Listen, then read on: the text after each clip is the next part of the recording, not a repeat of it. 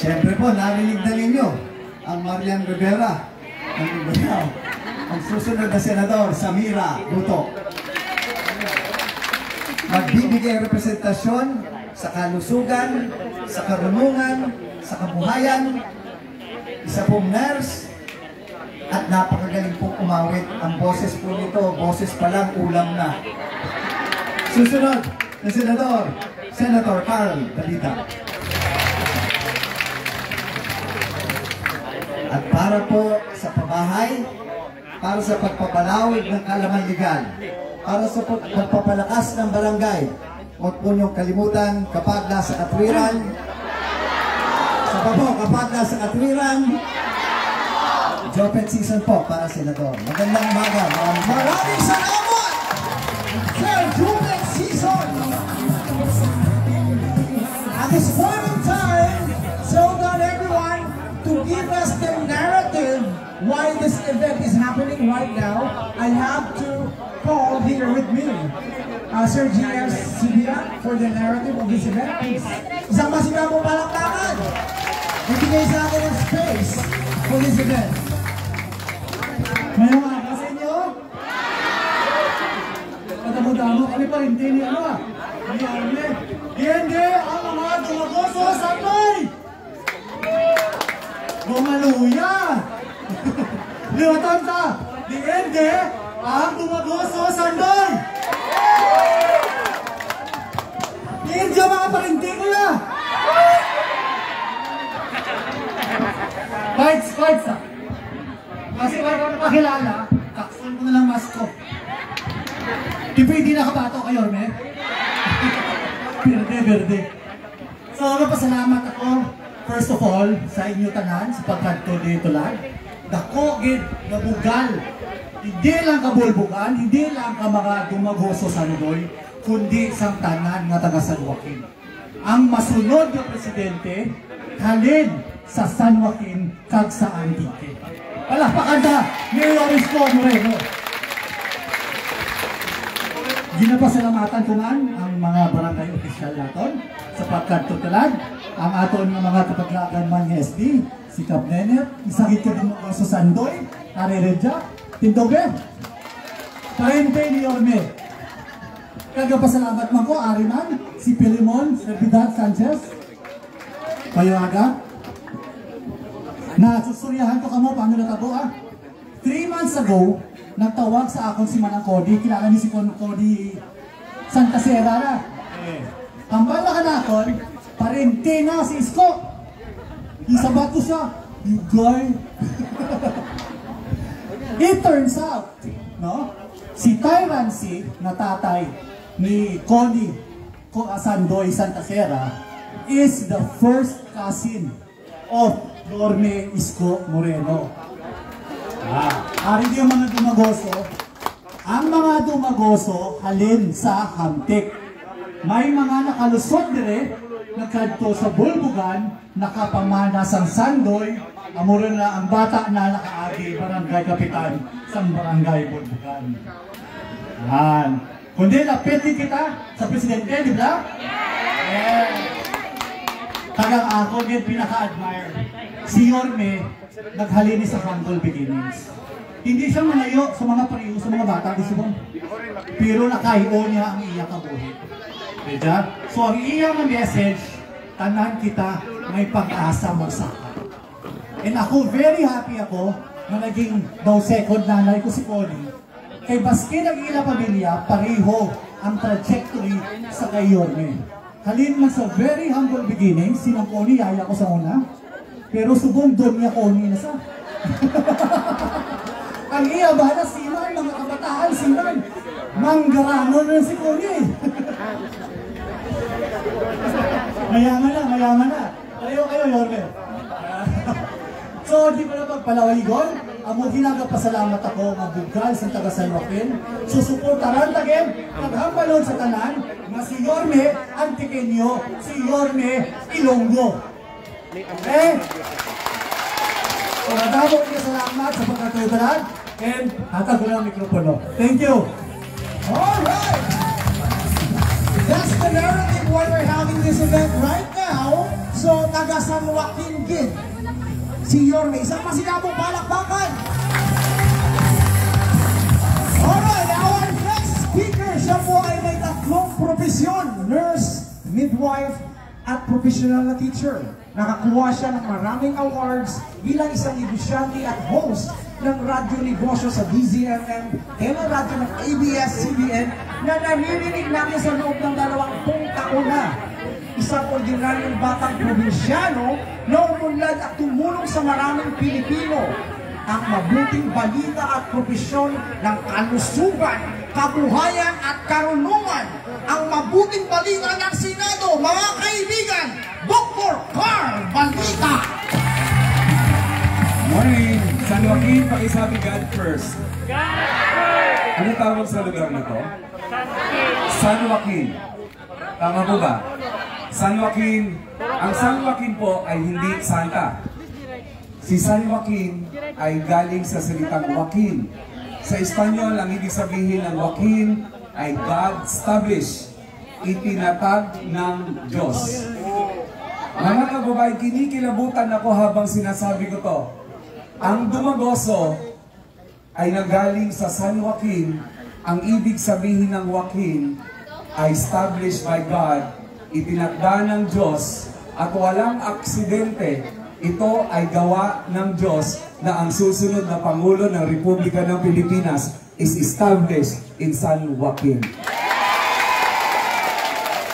Habang binabasa ko ang trivia, kinikilabutan ako at sabi ko, ang galing talaga ng Diyos. Paano nangyaring ang Dumagoso family ay ang punla, ang ugat ay San Joaquin, established by God, at alam niyo po ba sa Biblia, ang ibig sabihin ng Joaquin ay lolo ni Jesus. Mga kababayan, walang aksidente ang Dumagoso family. Maraming salamat sa pagiging ugat ninyo para sa susunod na Pangulo ng Republika ng Pilipinas. Walang aksidente. Namigay na rin lang ako ng flyers ko dyan. Basahin nyo na lang. Yun lang ang gusto kong sabihin sa inyong lahat, mga Ilonggo. Ang Isko Moreno ay taga San Joaquin, Ilonggo. Ito ang unang-unang punta namin sa Visayas. Ang Iloilo. Land of Love.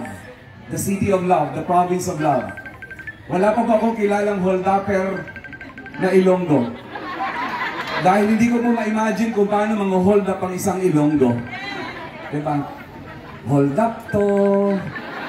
Papatsyon ko kayo. At dito po sa lugar ito wala nag-aaway. Lalong-lalo na sa San Joaquin, because this is established by God. Mga kababayan, hindi ko alam kung ano nararamdaman nyo habang sinasabi ko yon, pero kinikilabutan ako. Taas ang kamay ng mga Dumagoso. Mga Dumagoso, may mga ugat na Dumagoso. Maraming salamat sa inyo sa ngalan ng lahat ng Pilipino dahil ang pinakang magaling na tumatakbong Pangulo sa ngayon ay walang iba kung hindi ang apelyido'y Dumagoso. Ang prutas ng inyong lahi. Magpapakilala na ako ng maiksi. Ako po ang kaisa-isahan at kauna-unahang nurse, midwife, teacher na tumatakbo. Tatlo po ang profession ko. Palagay nyo, makakatulong po ba ang professional sa Senado? Papabayaan nyo po ba ako? Ihahatid nyo po ba ako doon? Pag hindi, hold upin ko kayo. Mga kababayan, ako lang po ang tumatakbo na may doctoral degree sa edukasyon at sa humanities. Dalawa po ang doctoral degrees ko. Bakit ko po inabot ang pinakamataas ng pag-aaral? Dahil gusto ko pong makatulong sa bayan na ito. At kung meron pong dahilan kung bakit napao akong tumakbo dito mula sa tahimik kong buhay, ay walang iba yan kung hindi sa kababayan nyo. Dahil siya po ang tumawag sa akin, sinabing, Carl, tumakbo ka. At nung nakumbinsi ko ang pamilya ko, narito po ako tumatakbo. Hindi po ako sikat na politician. Hindi po ako brand na politician. Ako po yung negosyante. Ako po yung review center ng mga teachers at mga nurses dito sa buong Pilipinas. At sa aking malamang po nag-review. Pero ito po ang gusto kong sabihin sa inyo, hindi ko kayo kailangan kampanyahin dahil alam ko iboboto nyo kami.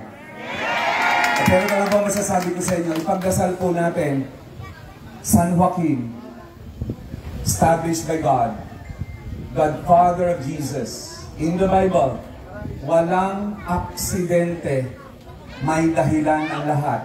At ang huwag niyo pong kakalimutan, Ilonggo, kailangan mailagay natin susunod na Pangulo ang isang Ilonggo na nagmula sa San Joaquin, ang kanyang apelyido, Domogoso, na punong San Joaquin. Marami ba tayong problema? Marami ba tayong problema? Tasa ko rin na problema sa pera?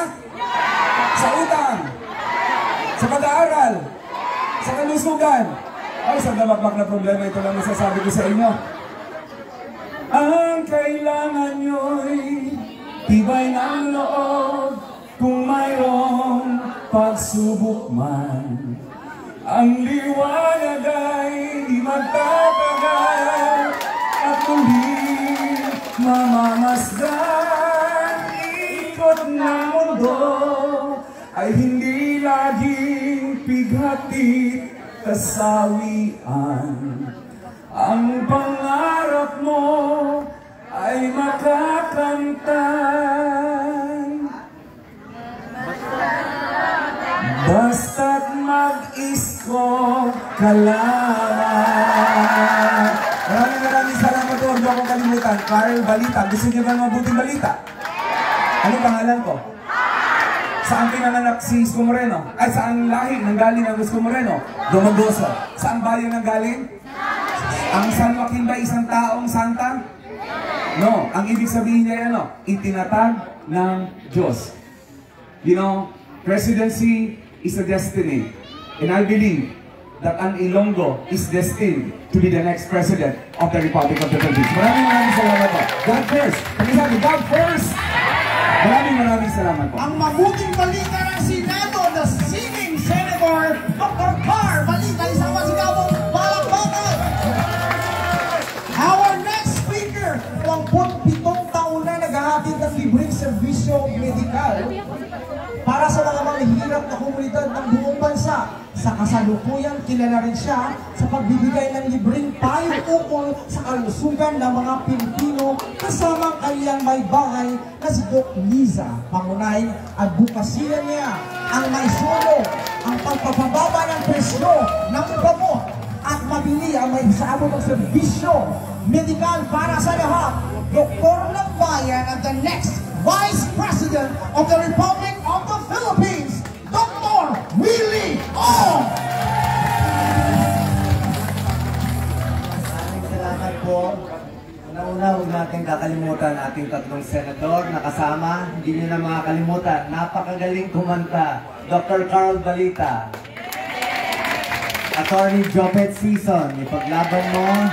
At siyempre, Marian Rivera natin. Samira Gutok. Tatlo lang po. Ako po si Doc Willie Ong. I'm sure napapanood nyo kami ni Doc Lisa sa Facebook. 27 years na namin to ginagawa ang pagtulong ng libre. Happy na ako sa privado, kaya lang nagkaroon tayo ng COVID pandemic. Nakita nyo naman hanggang ngayon nakamask pa kayo. Noong September, tumama dito ng malakas ang COVID. At merong mga namatay. Actually, mga matataas, mga tao. At hindi nila madala sa magandang ospital. Kasi nga kulang tayo sa magagandang ospital. Kaya ngayon, dahil dito sa pandemic, hindi pa po tapos ang pandemic. Tapos nung Delta variant, ngayon sa United Kingdom, sa Britain, sobrang taas ang bagong variant ng COVID. Ang pangalan ay Omicron. Yung Omicron sa United Kingdom, 50,000 cases in a day. Sinabi na to ng World Health Organization na kakalat to sa buong mundo. At nung una, akala natin magiging mild itong Omicron. Sabihin, mahina. Mukhang mas mahina, kaya lang may ilan nang namamatay sa UK at ibang bansa sa Omicron. So pagtatamaan tayo nito, matindi rin. Hindi tayo makasigurado kung may edad o merong mga ibang mga sakit.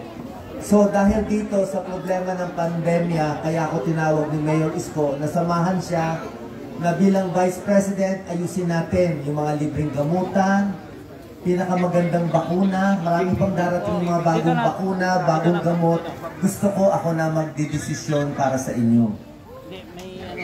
Pagdating sa ospital, yung mga regional hospitals, papagandahin natin. Lalagyan natin na may heart center, may dialysis, may lung center para sa mahihirap. Si Mayor Isko sa Maynila, napakaganda na gawa niya. Magagaling talaga mga dumagoso. Mga senior citizen, lahat may 500 pesos kada buwan. Bawat birthday may cake at may 800 pesos pa. Estudyante, college, lahat may 1,000 pesos kada buwan. Grade 12, may 500 pesos kada buwan at lahat ng estudyante, libreng tablet, itong computer. Libreng wifi, 20 gigs. Maraming libre talaga. Pag umabot ng 100 years old, may 100,000 na ibibigay. Nung pandemya, nagbigay siya sa senior citizens ng Ensure. Alam niyo, Ensure na gatas, 1,000 yun. Napakaganda nun. So, maraming nagawa. Makabagong ospital, mga pabahay sa may hirap, pati bagong Manila Zoo, napakalaki na nakagawa niya. Yung nagawa niya sa Maynila, yun ang gusto natin gawin sa buong bansa. Kaya sana po, tulungan natin si Mayor Isko maging presidente ng Pilipinas. At kung nagugustuhan nyo rin itong pagtulong namin ng libre para at least matanggal na natin yung face mask, makaiwas na tayo, at mabigyan ng tamang gamutan, sana po isama nyo ako. At magagawa ko lang lahat ito, magagawa ko lahat ng tulong, libreng gamutan, libreng laboratory test, kung magiging presidente si Isko Moreno. Pag iba naging presidente, malamang wala po, babalik lang tayo sa vlogging. Yan na lang mangyayari. Pero hindi po ako masaya, nakakapayo lang sa inyo. Mas gusto ko yung mga libreng operasyon at iba pa. Huli na lang, si Mayor Isko, ang pagtulong niya, hindi yung mga maliliit. Ako, kaya ko tulungan, 5,000, 10,000. Si Mayor Isko, isang araw lang, nagpa-opera siya ng liver transplant, 1.4 million. Actually, nung vice mayor pa lang siya, 20 na liver transplant pina-opera niya sa halagang 2 million. Ito yung mga batang naninilaw na pinapadala sa abroad. So, lumawak yung pag-iisip ko, kaya pala tulungan yung mga bata, yung mga may sakit, kahit milyon-milyon ang halaga, basta gusto ng mayor, basta gusto ng leader, kaya gawin. So, maraming salamat po at maririnig nyo na ang susunod na presidente, President Isko Moreno. Salamat po. The next Vice President of the Republic of the Philippines, Dr. Willie O. And today, to introduce to us our next speaker, former Congressman of the 5th District of Iloilo, former Vice Governor of the province of Iloilo, now the Regional Coordinator of Yorme Acorme, Rolex to people. Mayong aga sa tanan. Dali lang yun, no? Youngest elected na konsyal sa syudad sa Manila. Yes! Vice Mayor sa Manila sa siyang katuig. Yes! Ika-27 ang alcalde sa Banwa, ng syudad sa Manila. Yes! Nagtuon sa Harvard University. Nagtuon sa Oxford University. Nagtuon sa University of the Philippines.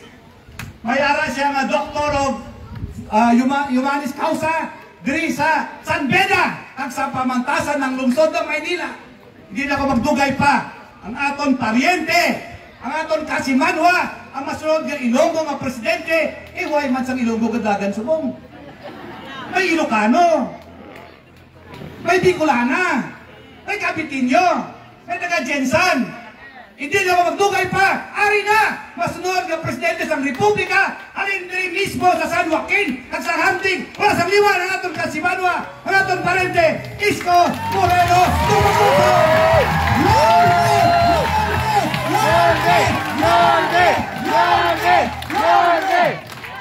Thank you, Mr. Rolex at sa iyong pamilya, sa ating mga kasama.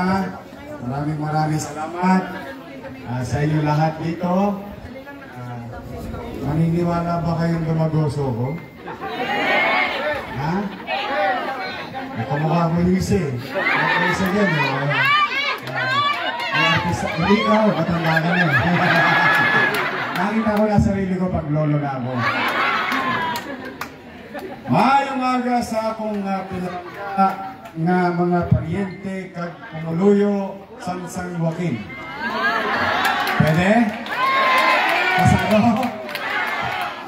Ayoko naman magkukubli sa inyo. No? tatay ko, si Joaquin. Si Butete. Opo. Isa yatang paboritong gawin ng mga Dumagoso.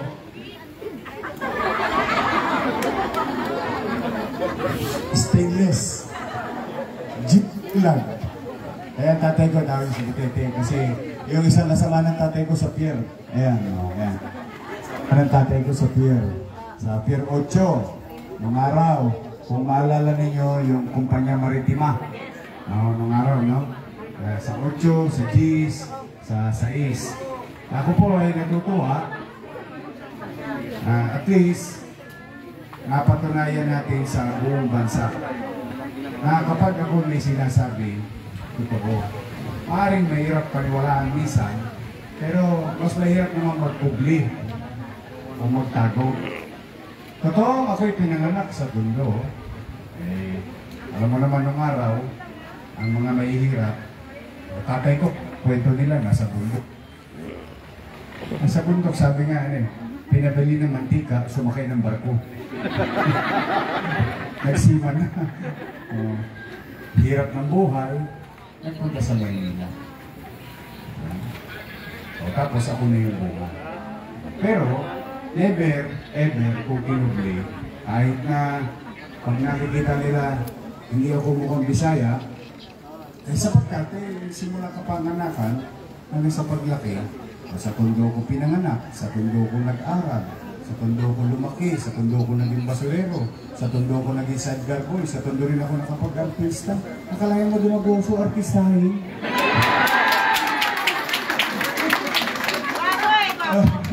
Basta Ilonggo, guwapo.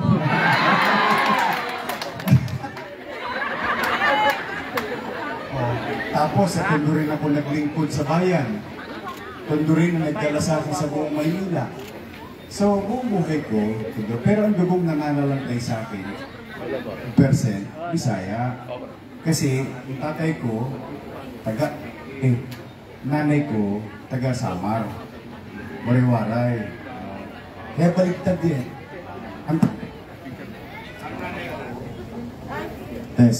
Ang nanay ko, Marites. Ang tatay ko, Andres. Kasi yung mga walay, matatapang yan.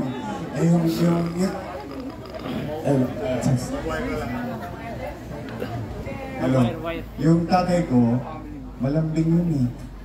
Alam niyo ba, ito, share ko sa inyo family matters. Total, alam niyo naman kandidato na ako. Total, first time ko rito, nandito naman ang lahi ng...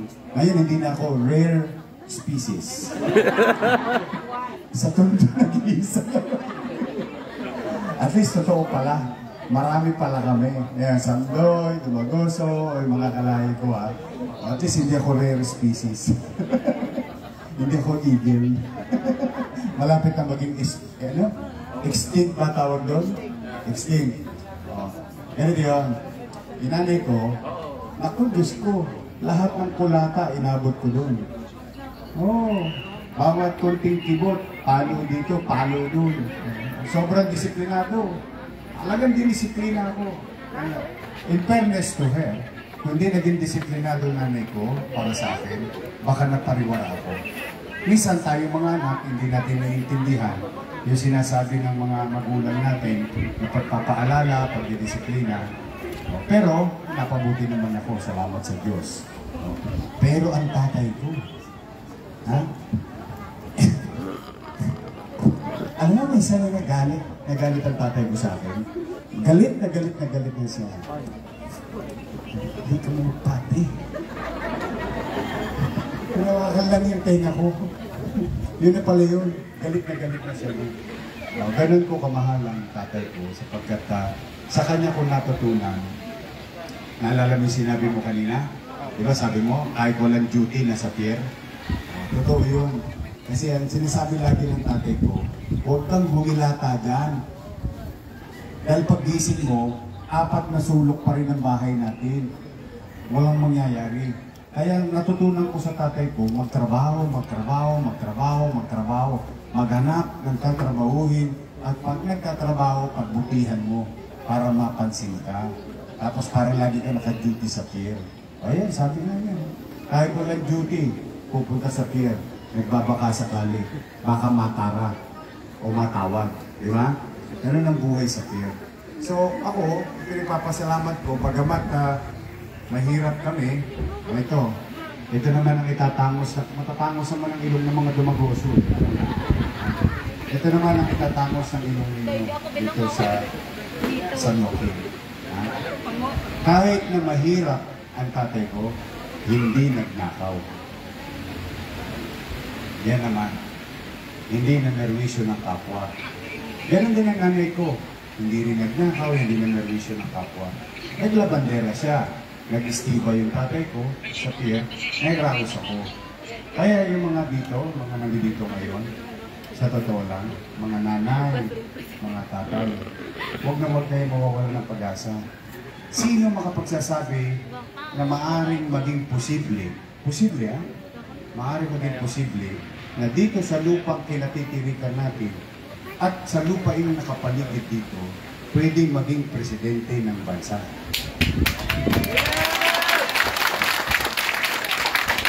Bakit? Yan nangyari sa atin eh. So pwede na rin mangyari sa mga anak ninyo. Di ba? Kahit anak ng mahirap, basta nagsikap, nagpursige ang magulang, yung bata nagsikap, may mararating sa buhay. Tama ba? Pwede? Pwede! Posible? Posible! Kaya? Kaya! Naman. Kaya sa inyong lahat dito, no? Kasi dati talaga, ulilan pakiramdam ko eh.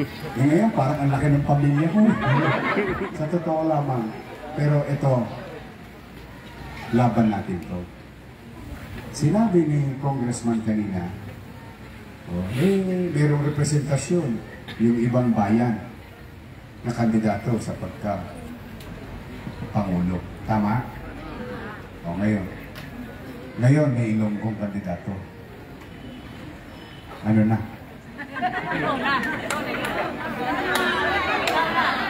Alam na bis. Gusto niyo manalo tayo? Promise?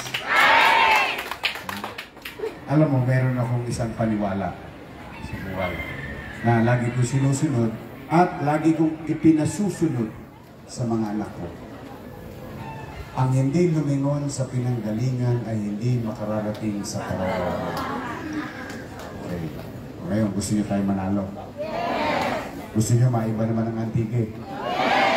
Gusto niyo naman talaga makilala naman ang antike niyo? At Ilonggo? Meron kayo kamag-anak sa Iloilo? Sa labas ng antike? Sa buong Pilipinas? Sa abroad? Mag-text na kayo ngayon.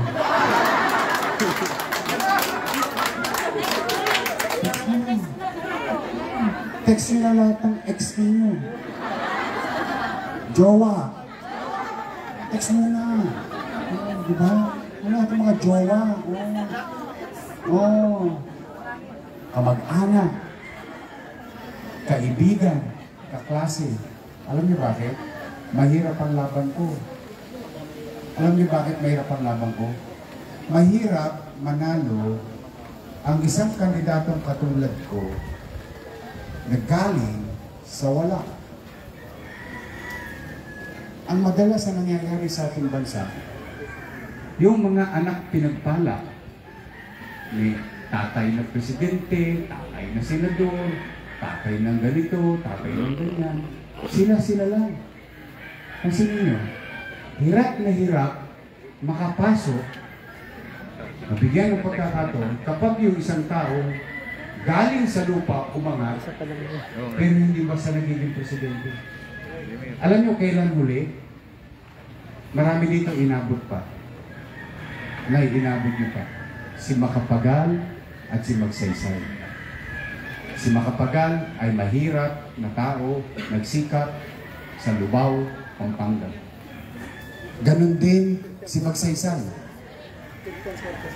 Isang ordinaryong pamilya sa Zambales. Kailan yun? 60 years ago. 60 years ago.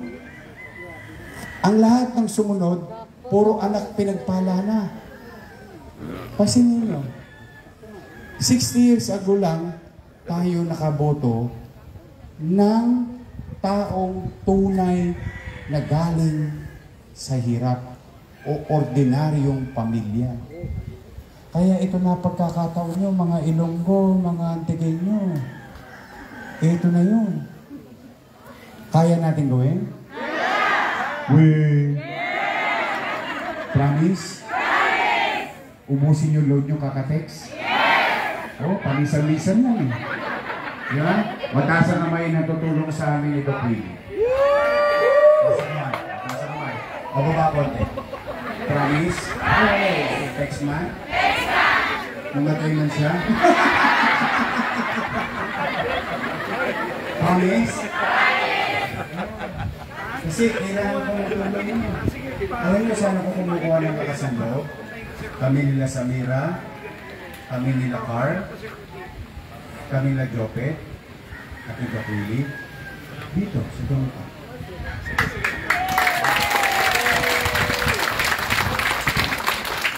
Ngayon, hindi namin alam naman gano'ng karaming makakausap namin ng ganito kalapit. Hindi namin alam. Pero hindi kami titigil. Aabutin ko, katulad ito, nasa bundok tayo. Yeah? Aabutin ko hanggat kaya kong abutin. Pupuntahan ko hanggat kaya kong puntahan.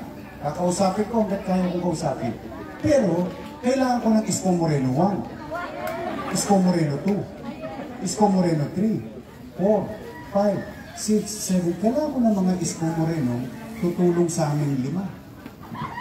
Dahil hindi namin kakayanin ng kanila. Pero kayo dito, mga 200 may hit kayo dito, ibigay sa isang text di 200 tao. Tapos sabihin mo, please pass.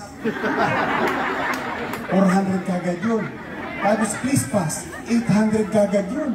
Susunod na, please pass, 16, 32, 64, 12, 8. Oh, mathematician ako eh. Bata pa lang, magaling na ako sa mati. Laki na, impusol. Para ko, parang mo, tansin. Oh, hindi nyo lang naiisip eh. Gawin mo, Nay, may isa kang kaibigan. Uy, tulungan mo si Isko, Doc Willie, at yung tatlo niyang senador. Next mo, tapos share mo sa kaibigan mo.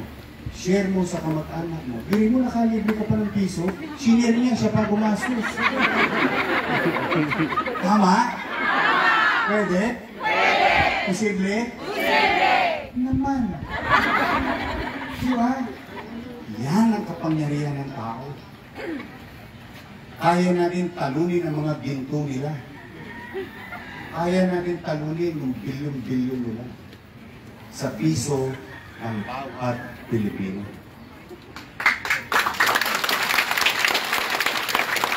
So, anong gagawin natin mamaya? Ha? Sex. Hindi. Kasi gusto ko itangos nyo ng ilong nyo. Oh, gusto ko talaga. Alam nyo bakit? Dati-rati, ang kandidato gumagastos sa botante. Tama man eh? Ngayon baliktad, botante gumastos sa kandidato. Eh gusto nyo, maiba naman eh. Di ba? Gusto nyo ba maiba naman? Oo, ibahin natin ngayon. Yung bang sasabihin mo pagdating ng araw, ha?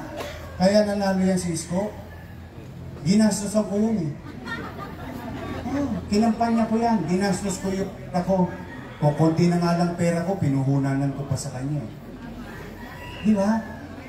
Magkakaroon tayo. Ako ay naging dahilan ng tagumpay ni Isko. E di wala akong singilin. Kayo maraming singilin sa akin. Tama ba? Kasi pag ang politiko gumastos sa butante, maraming singilin ng politiko. Tama man eh. Kailangan mabawi ang gastos. Tama? Eh ngayon, anong babawiin niyo sa akin? Servisyo. Tama? Make sense? Pwede? Kaya? Naman. Kaya tayo, naniniwala ko sa power of duplication, multiplication, and exponent. I do believe it. Naniniwala ko. Tinuro sa atin yun, elementary pa lang tayo. Nung high school, tinuruan tayo ng exponent. But we can grow exponentially. Huwag niyong mamalitin ang kakayanan ninyong kumausap ng kapwa, kaibigan, kakilala, kaklase, jowa, ex, lahat. Lahat ng tao na magluluklok ng leader ng ating bansa, tsagain nyo na. Kung gusto natin, maiba naman. Kung gusto natin, yung katulad naman natin ang maupo sa Malacañang. So lalabas ba kayo ng Antique? Kakausapin yung mga taga Iloilo? Sa labas ng Iloilo? Sa labas ng bansa? Kaya? Aasa kami ha? Nag-promise kayo. Tatamaan ng kidlat pag hindi tumula. Kidlatin pa naman itong lugar nyo. O ngayon, meron akong pakiusap. Alam ko, malapit sa inyo si Senator Loren Legarda. Dahil taga rito rin naman siya. Eh total, 12 naman ang bubutuhan. Tama mali? O di ang problema nyo? Nandito na yung tatlo eh. Di ba? Tama ba? Ilan nandito? Sino nagpunta rito? Samira dito. Yeah. Kaya? Bahala na kayo sa 8. O, pero yung tatlo, yung akin nandito, at tangkilikin nyo rin yung sariling akin. Tama ba? Hindi 4 lang. O, bahala na kayo. Ha? Kaya? O, sige. Basta ako, masaya ako. For the first time, nakita ko anong uri ng kapaligiran ang kapanganakan ng tatay ko. Mahirap ang buhay niya rito. Kaya kong gawin bilang Pangulo ay pataasin ang antas ng pamumuhay ng tao. Quality of life. Basta, real talk tayo, huwag kayong aasa na yayaman kayo sa akin. O, hindi po ko loto. Pero, ang aasahan niyo sa akin, magkakaroon kayo ng masinop, mainam, at episyenteng gobyerno. Kung anong ginawa ko sa Maynila, gagawin ko sa bansa. So, gagastusan niyo ako? Promise, ha? Aasahan ko. Oh, 5 lang kami. Ano dito? Samira, Season, Carl, Willie, and bantot talaga ng Dumagoso, no? Ay, pag sinusulat ko, bantot ang pangalan mo. Sabi ng teacher ko nung araw. Sabihan mo na, di ba rin mabantot? Pogi naman.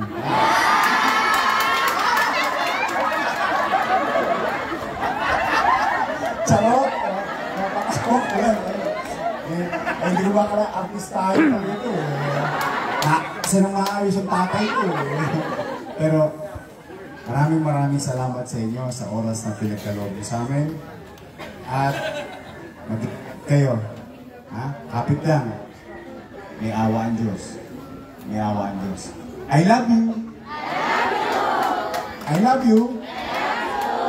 Mag-ingat kayo at magpalain nawa kayo ng kung nakapal. Maraming salamat sa inyo. Thank you so much, Luis Moreno Dumagoso, the next President of the Republic of the Philippines. We are going to end up this event with a big bag together with the D-Force Unlimited Dancers.